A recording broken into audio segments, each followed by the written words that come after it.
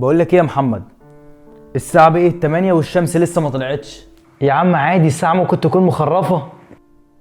طيب اهو الساعة بقت 10 وبرضه الشمس لسه ما طلعتش. يا عم تعرفناش بقى، خلينا نخلص كلام مع البت. وقلت لك الساعة ممكن تكون مخرفة. ايه ده الساعة 12 وبرضه الشمس لسه ما طلعتش.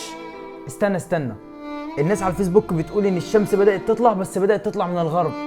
وريني كده. ايه ده من وكالة ماسا. طيب بقول لك ايه، وريني المصحف كده.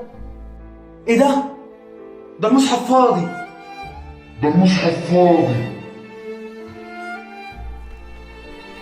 اقترب للناس حسابهم وهم في غفلة معرضون.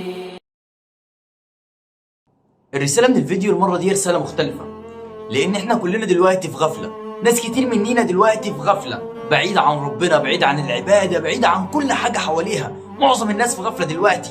كم واحد في البيت دلوقتي أو كم ناس حوالينا دلوقتي ما بتصليش، وناس كتير قوي مسلمة مسمى وليس بالفعل. علشان كده لازم توعى، لازم تعرف ان في لحظة كده وهتلاقي الشمس خلاص كده طلعت بقى من الجهة التانية. لازم تتقرب من ربنا عز وجل بينادي عليك كل يوم 5 مرات وانت ولا كأن في حاجة. تخيل نفسك لو شغال في شركة او شغال مع حد وكان بينادي عليك، اكيد هتجري جري عليه. فما بالك بقى ده ربنا اللي بينادي عليك.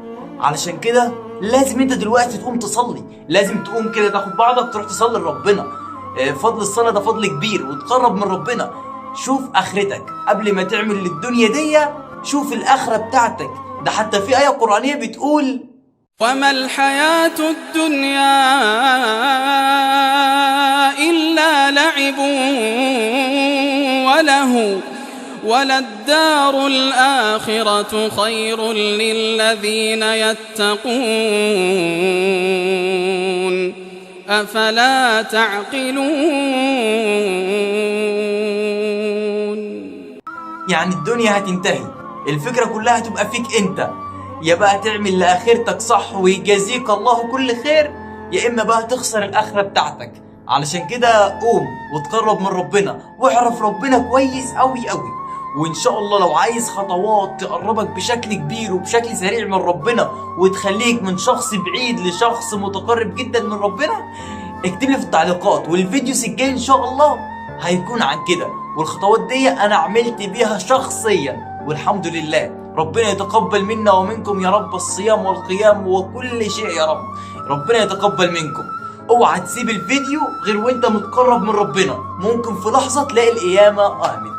علشان كده استودعكم الله وما توفيقي إلا بالله.